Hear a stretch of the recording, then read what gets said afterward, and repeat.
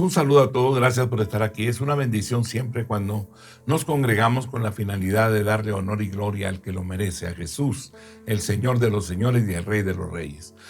Estaremos transitando a través de la palabra de Dios en el libro de Romanos capítulo 6, verso 14 al 23. Por favor, vamos a orar y a poner todo en las manos de aquel que nos llamó de las tinieblas a su luz admirable. Cierra sus ojos y oremos. Padre, eres bueno y fiel, Padre, nos ponemos en tus manos. Glorifícate y exáltate como un poderoso gigante y haz resplandecer tu rostro sobre nuestras vidas. Muchas gracias por todo lo que has hecho hasta hoy. Gracias por lo que estás haciendo y harás todavía. El honor y la gloria son para ti, Rey. Nuestras mentes, nuestros corazones, nuestro ser esté listo y preparado para transferir aquellas cosas que hemos recibido. Muchas gracias, Rey. Gracias por tu presencia aquí en esta cabina. Muchas gracias por la palabra que pones en nuestros labios y el mensaje, Señor, que sale hacia el mundo entero. Gracias. En el nombre de Jesús, nuestro Señor y Salvador. Amén. Amén. Bien, son bienvenidos. Gracias por estar aquí. ¿Verdad? Vamos a entrar al libro de Romanos, capítulo 6, versículo 14 al 23. Porque el pecado no se enseñoreará de vosotros, pues no estáis bajo la ley, sino bajo la gracia. ¿Qué pues? ¿Pecaremos porque no estamos bajo la ley, sino bajo la gracia? En ninguna manera. ¿No sabéis que si os sometéis a alguien como esclavos para obedecerle, sois esclavos de aquel a quien obedecéis, sea del pecado para muerte o sea de la obediencia para justicia? Pero gracias a Dios, que aunque erais esclavos del pecado, habéis obedecido de corazón a aquella forma de doctrina a la cual fuisteis entregados. Y libertados del pecado, vinisteis a ser siervos de la justicia. Hablo como humano por vuestra humana debilidad, que así como para iniquidad presentasteis vuestros miembros para servir a la inmundicia y a la iniquidad, así ahora para santificación, presentad vuestros miembros para servir a la justicia. Porque cuando erais esclavos del pecado, erais libres acerca de la justicia. Pero ¿qué fruto teníais de aquellas cosas de las cuales ahora os avergonzáis? Porque el fin de ellas es muerte. Mas ahora que habéis sido libertados del pecado y hechos siervos de Dios, tenéis por vuestro fruto la santificación y como fin la vida eterna. Porque la paga del pecado es muerte, mas la dádiva de Dios es vida eterna en Cristo Jesús, Señor nuestro. Aleluya. Gracia y ley son dos cosas bastante diferentes, opuestas, podríamos decirlo así. El pecado no dominará al verdadero creyente. Hay una poderosa razón para esto. El creyente está bajo la gracia y no bajo la ley. La persona que está bajo la ley está siempre luchando por guardar la ley. Sin embargo, siempre está consciente de que fracasa y no logra cumplir la ley. La ley está siempre delante de su rostro, lucha y se esfuerza, pelea y batalla, trabaja y obra por obedecer, pero su experiencia está llena de tensión y presión. Su experiencia siempre está llena de desilusión y desaliento. La persona que está bajo la ley nunca logra una vida victoriosa, porque está constantemente destituido de la gloria de Dios y lejos de la perfección. Cuando fracasa, pasa por periodos de autorrecriminación, de reproches y censuras como contra sí mismo por haber fracasado. Se acusa y se abate, sintiéndose indigno y sin méritos. Miserable y vil delante de Dios, manteniéndose alejado de Dios por largos periodos, llevando una vida de derrota, llevando siempre consigo la carga de su pecado y su fracaso. Romanos 2:9. Tribulación y angustia sobre todo ser humano que hace lo malo, el judío primeramente y también el griego. La consecuencia del pecado es la muerte. Hay un tormento cuando las cosas que el hombre hace no son correctas. Las consecuencias del pecado vienen sobre él. El tormento, la aflicción, la enfermedad, las opresiones, todo ello se presenta, ¿verdad? Y dice, sobre todo ser humano que hace lo malo. Y dice, el judío primeramente y también el griego. Deuteronomio 28, versículos 66 y 67. Y tendrás tu vida como algo que pende delante de ti, y estarás temeroso de noche y de día, y no tendrás seguridad de tu vida. Por la mañana dirás, ¿quién diera que fuese la tarde? Y a la tarde dirás, ¿quién diera que fuese la mañana? Por el miedo de tu corazón con que estarás amedrentado, y por lo que verán tus ojos. Job 9:20. Si yo me justificare, me condenaría mi boca. Si me dijere perfecto, esto me haría inicuo. Job 15:20. Todos sus días el impío es atormentado de dolor, y el número de sus años está escondido para el violento. Dios no es un juez legalista que está vigilándonos. Al creyente no lo está vigilando para castigarlo cada vez que peca, quebrantando determinado precepto. O sea, él no está así expectante a ver en qué momento cometemos el error. El creyente no está bajo el dominio aterrador. Eso sería aterrador realmente, pensar, ¿verdad?, que Dios está observándonos profundamente para que en el momento de la equivocación o del error que cometamos, Él castigarnos. No está bajo la ley, dice la Escritura. El creyente no está bajo la ley, sino bajo la gracia. ¿Qué significa estar bajo la gracia? Significa que el creyente acepta la gracia de Dios demostrada en Jesucristo, ¿verdad? Dice que Él envió al Hijo, ¿verdad?, para que todo aquel que en Él crea no se pierda, mas tenga vida eterna. Esta es la posición de la gracia. El creyente es contado como justo y puesto en la posición de justicia cuando cree en Cristo. Sin embargo, ¿qué de la vida justa del creyente? ¿Cómo se guarda el creyente de servir al pecado, de vivir bajo el dominio del pecado y de desagradar a Dios? ¿Cómo puede vivir honestamente bajo la gracia de día en día? ¿Cómo puede vivir todo el tiempo bajo el favor de Dios? ¿Cómo puede andar agradando a Dios y recibiendo su aprobación y aceptación? El creyente debe tener en mente siempre la gloriosa verdad. Él está bajo la gracia de Dios. Dios es el Padre del creyente y el creyente ha llegado a ser un verdadero hijo de Dios. De esta manera, el hijo verdadero es favorecido y aceptado por su Padre. Lo que tenemos que hacer como hijos es permanecer en ese favor. Debe conservar el favor y la aprobación de nuestro Padre. Cuando pecamos, necesitamos ir a nuestro Padre con toda sinceridad. Debemos de pedir perdón. Debemos de arrepentirnos de nuestro pecado. Si mantenemos una relación abierta con nuestro Padre, nos acercamos a Él. Le pedimos perdón con un arrepentimiento genuino y Él nos perdona. De esta manera, el pecado no tiene dominio sobre nosotros. Nada se interpone entre el Hijo y su Padre. Todo ha sido discutido y todo ha sido perdonado. La ofensa se acabó. Y es por esto que el pecado no domina ni gobierna al Hijo. Analicemos ahora el centro del argumento. Dios es un Padre de gracia y amor. Él se preocupa y soporta a los hijos que crecen. Cuando su hijo cae en pecado, Dios es paciente, siempre dispuesto a perdonar. ¿Verdad? El padre siempre está dispuesto a perdonar al hijo que ha errado.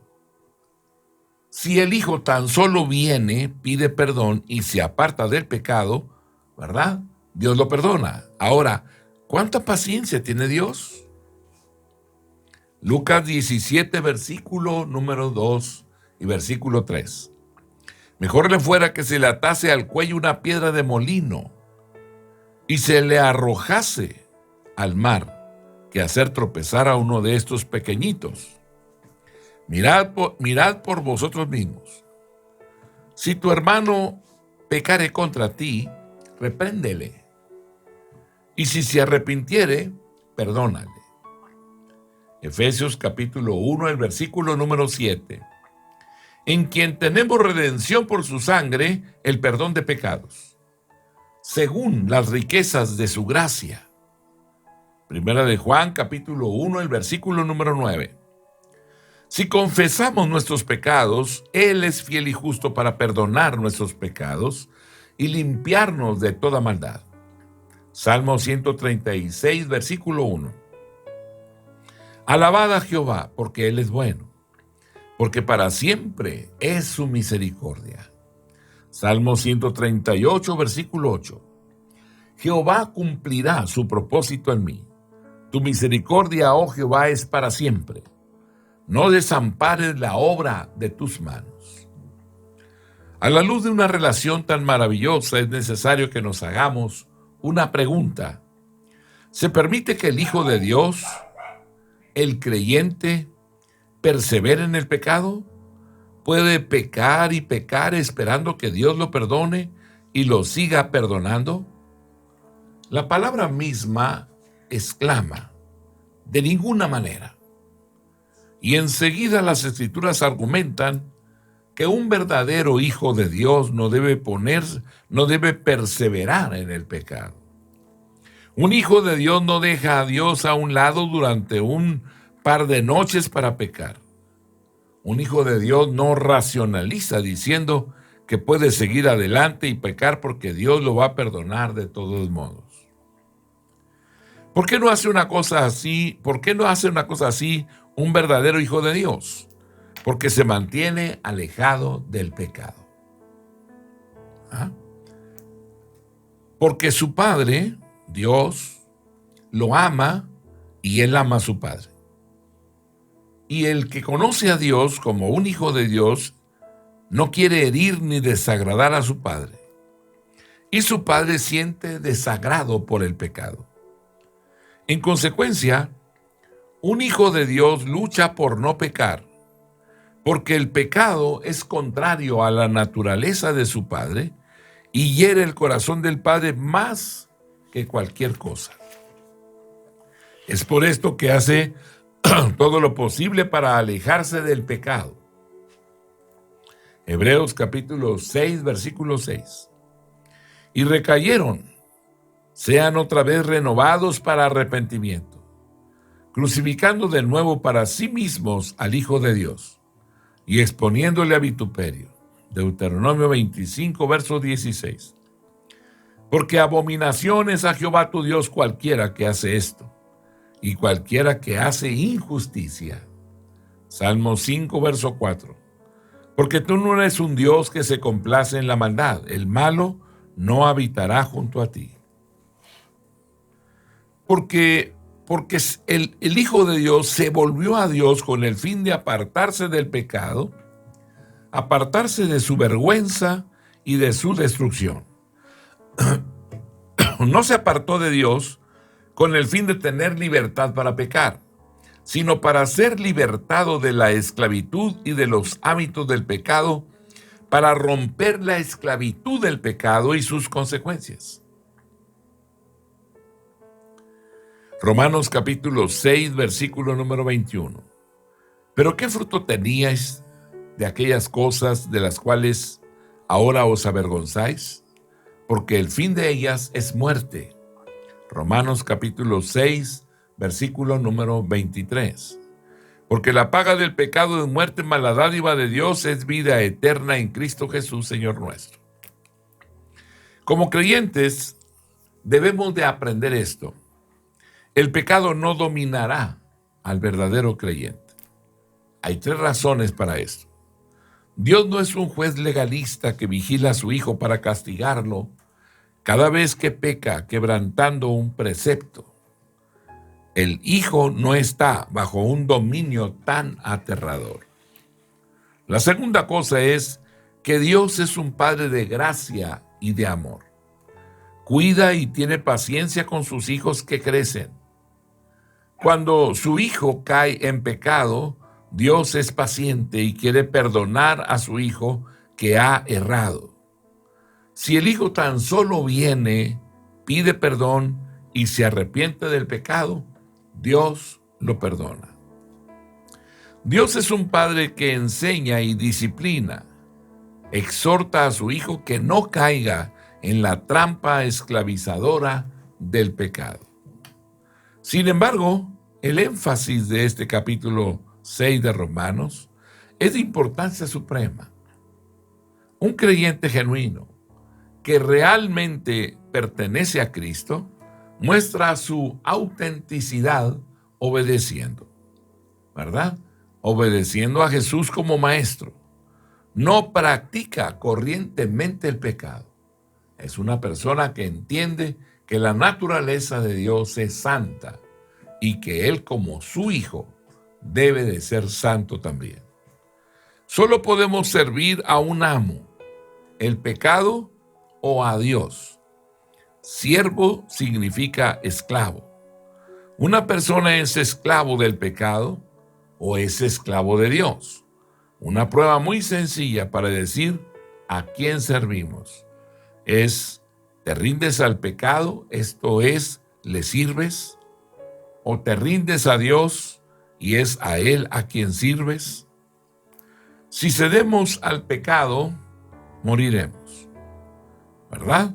Si nos entregamos a Dios, seremos considerados justos y viviremos eternamente. Mateo 6:24.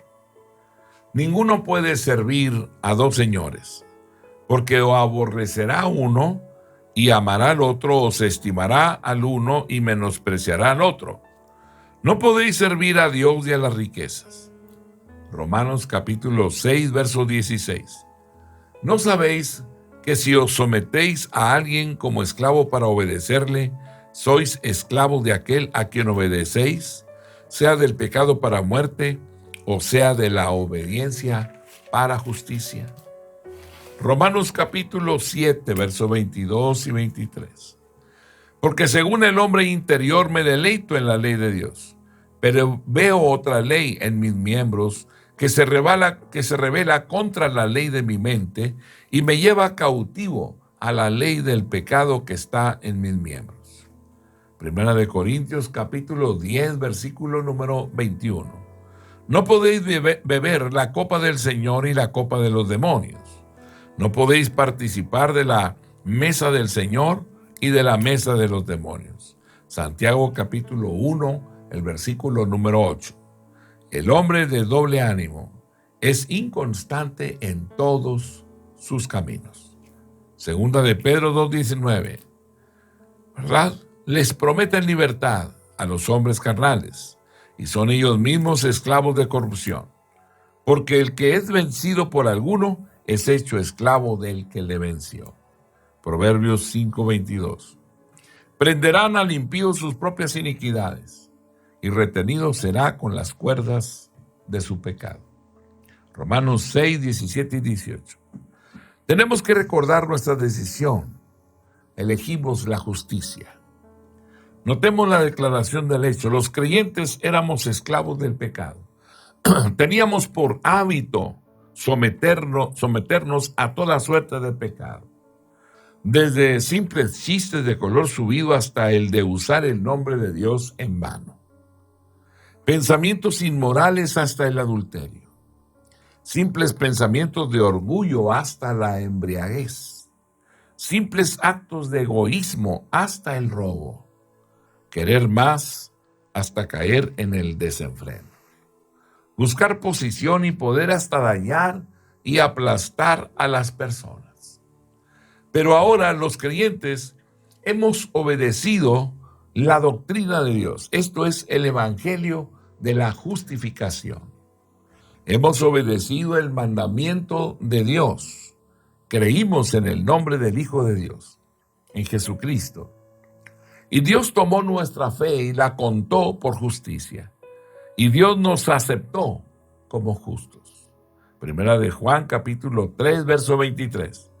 Y este es su mandamiento, que creamos en el nombre del Hijo Jesucristo y nos amemos unos a otros como nos lo ha mandado.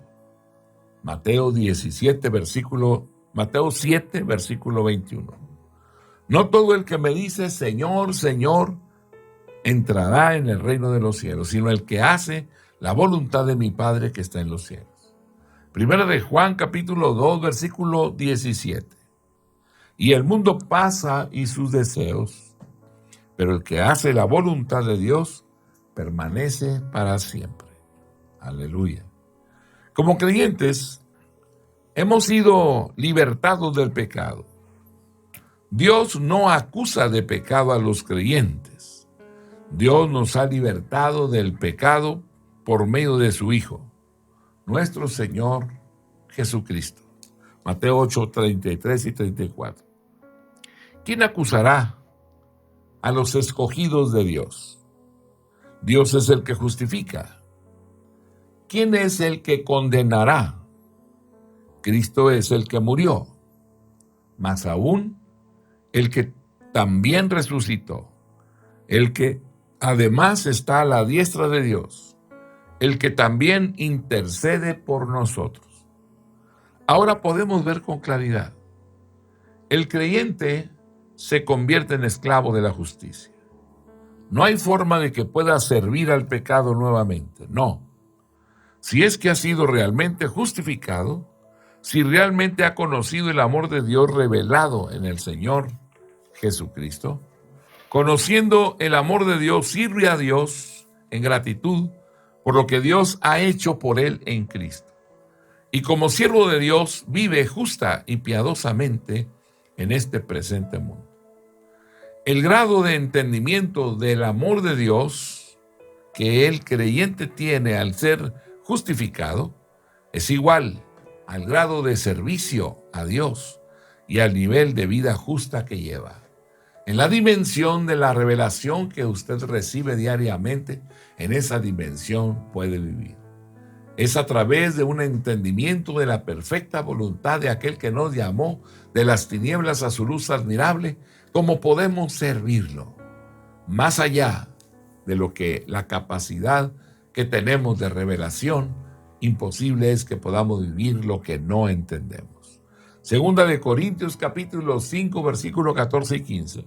Porque el amor de Cristo nos constriñe pensando esto, que si uno murió por todos, luego todos murieron. Y por todos murió para que los que viven ya no vivan para sí, sino para aquel que murió y resucitó por ellos. Aleluya, gracias. Segunda de Corintios 5, 17 al 21. De modo que si alguno está en Cristo, nueva criatura es. Las cosas viejas pasaron y aquí todas son hechas nuevas. Y todo esto proviene de Dios, quien nos reconcilió consigo mismo por Cristo y nos dio el ministerio de la reconciliación. Que Dios estaba en Cristo reconciliando consigo al mundo, no tomándoles en cuenta a los hombres sus pecados, y nos encargó a nosotros la palabra de la reconciliación. Así que somos embajadores en nombre de Cristo, como si Dios rogase por medio de nosotros. Os rogamos en nombre de Cristo, reconciliaos con Dios. Al que no conoció pecado, por nosotros lo hizo pecado, para que nosotros fuésemos hechos justicia de Dios en él. Aleluya. Efesios 4:24. Y vestidos del nuevo hombre, creados según Dios en la justicia y santidad de la verdad. Así que Dios nos llama para vivir una vida nueva. Dios nos llama para que andemos, ¿verdad?, ahora expresando o viviendo lo que no conocíamos. Y que ahora podamos sentirnos seguros en la comunión con Él. Y que empecemos a transitar y a manifestar las buenas obras. Tenemos que servir a Dios con el mismo fervor con que servimos al pecado, o aún más intensamente. El pecado fomentaba más pecado, La palabra miembro significa partes del cuerpo de una persona. Los ojos, los oídos, la boca, la lengua, ¿verdad? El vestido, ¿verdad? Todas aquellas cosas, las manos, los pies, la mente o cualquier otra parte del cuerpo cubierta y vestida, los cuales se utilizaban para obrar pecado. Y esto provocaba más y más pecado, el cual se desarrollaba, crecía, ¿verdad? Dándose cuenta el hombre que el pecado lo esclavizaba. Se convirtió en un hábito que no podía romper con facilidad. El pecado llevaba a más pecado, no importa que el pecado fuera el fumar o el egoísmo o las murmuraciones o la inmoralidad o el reconocimiento o las quejas, la codicia, la fama, la lujuria, el beber, la popularidad, las críticas, la glotonería, el poder, el maldecir. El creyente se da cuenta que el pecado produce más pecado y que no puede romper el poder del pecado. Tampoco puede romper el poder de todo pecado. Entonces se vuelve a la única esperanza que tenía. Se vuelve a Dios mismo. Romanos 7:5. Porque mientras estábamos en la carne, las pasiones pecaminosas que eran por la ley obraban en nuestros miembros, llevando fruto para muerte. Efesios 4, verso 22. En cuanto a la pasada manera de vivir, despojaos del viejo hombre, que está viciado conforme a los deseos engañosos. Primera de Pedro, capítulo 4, verso 3. Baste ya el tiempo pasado para haber hecho lo que agrada a los gentiles, andando en lascivias, en las concupiscencias, en las embriagueces, en orgías, en disipación y abominables idolatrías. Santiago 1, 14 y 15. Cada uno es tentado cuando de su propia concupiscencia es atraído y seducido. Entonces la concupiscencia, después que ha concebido, da a luz el pecado, y el pecado, siendo consumado, da a luz la muerte. Ahora debemos de dejar que la justicia obre la santidad. Significa santificación, ¿verdad? O ser santo, porque Dios es santo. La tercera cosa es que como creyentes nunca tuvimos la oportunidad de obrar la justicia antes de ser justificado. Es al momento de creer que somos considerados justos. Así que el mensaje es potente y claro. Cuando servías al pecado, erais libres de la justicia.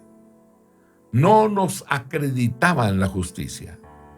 No teníamos la oportunidad de vivir justamente ante Dios. Pero ahora hemos obedecido a Dios. Hemos creído. Ahora tenemos la oportunidad de vivir en justicia. Ahora comencemos a servir a la justicia y que este sea el hábito de nuestra vida.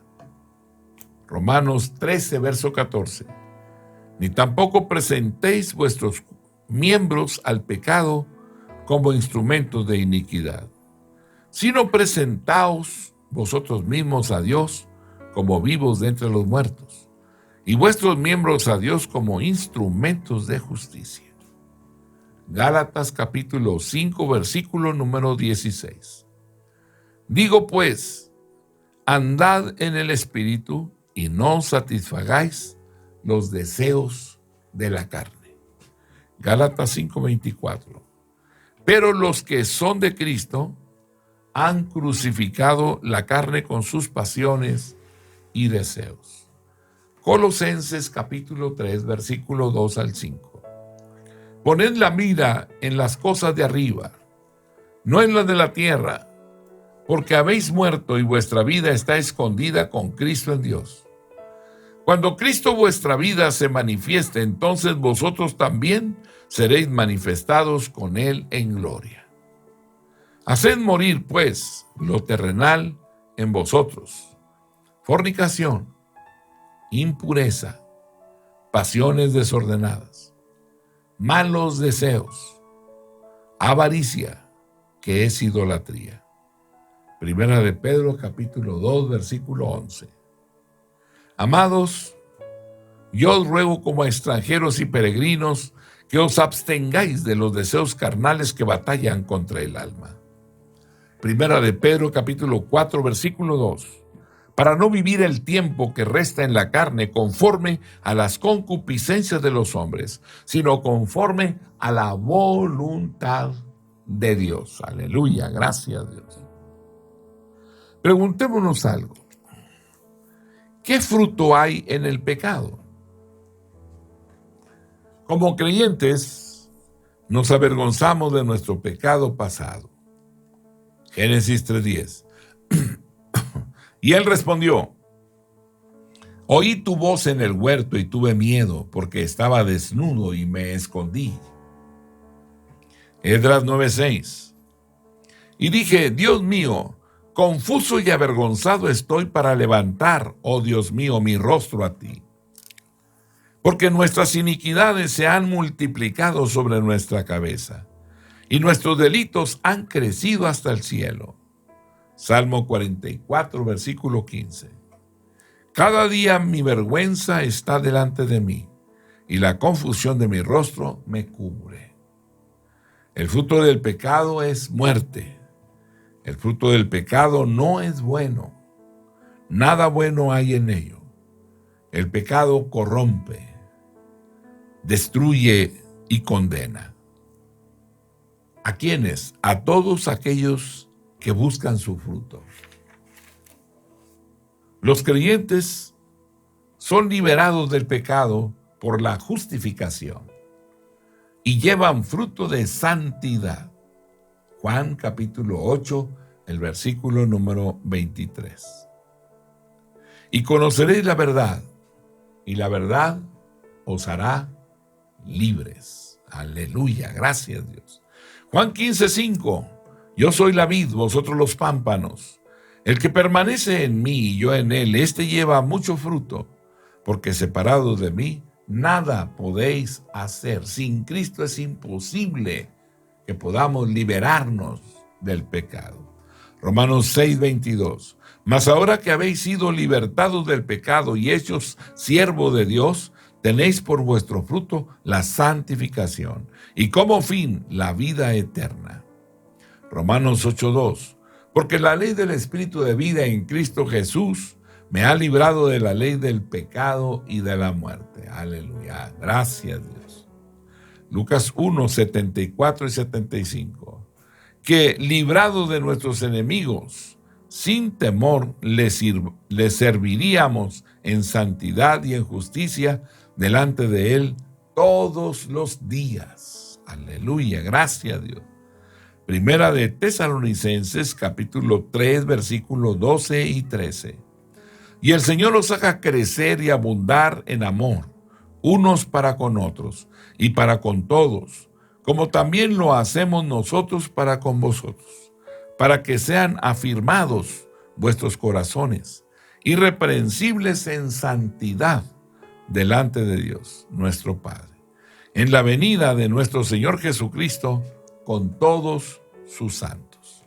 Hebreos capítulo 12, versículo 14. Seguid la paz con todos y la santidad, sin la cual nadie verá al Señor. Aleluya. Primera de Pedro capítulo 1, el versículo 16. Porque escrito está: sed santos porque yo soy santo. Segunda de Pedro capítulo 3, versículo 11. Puesto que todas estas cosas han de ser deshechas, ¿cómo no debéis vosotros andar en santa y piadosa manera de vivir? Aleluya. Y tienen la gloriosa esperanza como fin la vida eterna. Juan 3:36. El que cree en el Hijo tiene vida eterna, pero el que rehúsa creer en el Hijo no verá la vida, sino que la ira de Dios está sobre él. Juan 4:36. Y el que ciega recibe salario y recoge fruto para vida eterna, para que el que siembra goce juntamente con el que ciega. Juan 5:24. De cierto os digo, el que oye mi palabra y crea al que me envió tiene vida eterna, y no vendrá a condenación, mas ha pasado de muerte a vida. Amén. Gracias a Dios. Juan 12:25. El que ama su vida, la perderá, y el que aborrece su vida en este mundo para vida eterna, la guardará. Juan 17, versículo número 3. Y esta es la vida eterna, que te conozcan a ti, el único Dios verdadero, y a Jesucristo, a quien has enviado. Gálatas capítulo 6, versículo 8. Porque el que siembra para su carne, de la carne segará corrupción. Mas el que siembra para el Espíritu, del Espíritu segará vida eterna. Aleluya, gracias a Dios.